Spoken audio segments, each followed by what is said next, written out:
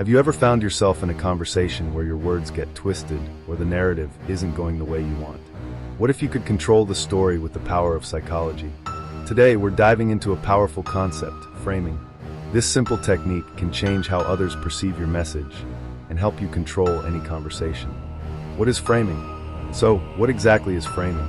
Imagine you're looking at a picture. The frame determines how you see the image, right? The same goes for conversations. Framing is the psychological technique of presenting information in a way that shapes the perception of your message. It's not just about what you say, but how you say it. What is the science behind framing? Framing works because of a psychological phenomenon called cognitive bias.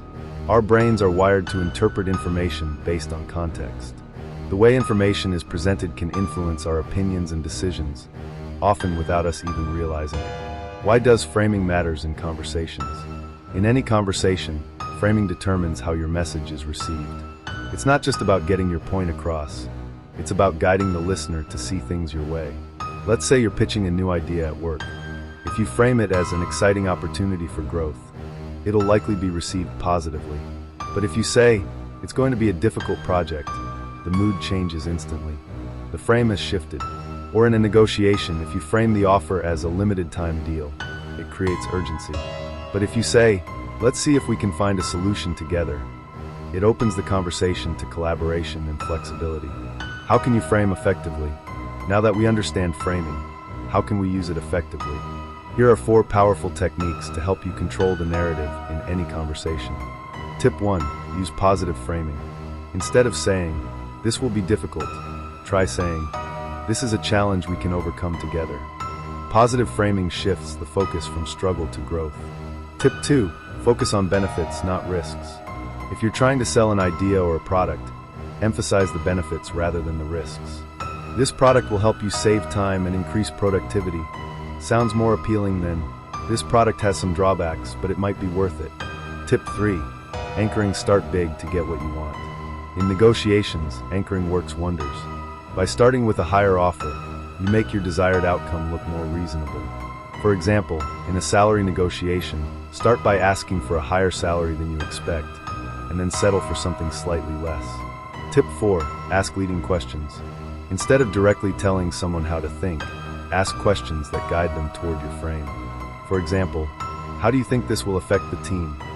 Places focus on the collective benefit rather than an individual's opinion. What are the common mistakes in framing?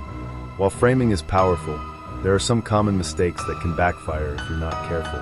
Mistake 1. Overframing. Framing too aggressively can feel manipulative.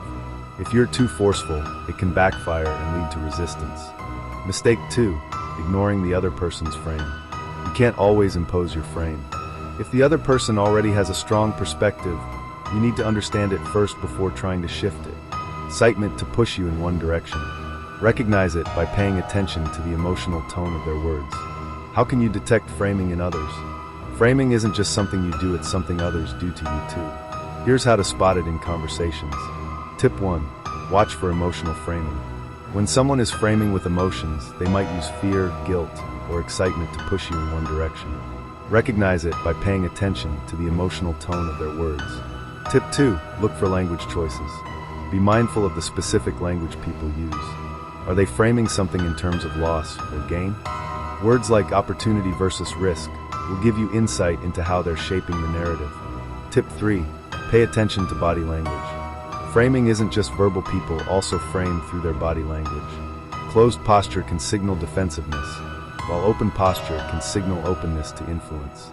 Framing is a powerful tool for controlling the narrative in any conversation. By presenting information in the right context, you can influence perceptions and guide others toward your point of view. So next time you're in a conversation, think about the frame you're using and how it can shape the outcome. If you found this video helpful, be sure to like, subscribe, and hit the notification bell for more psychology tips. And let me know, have you ever used framing in a conversation? How did it work out for you? Share your thoughts in the comments below.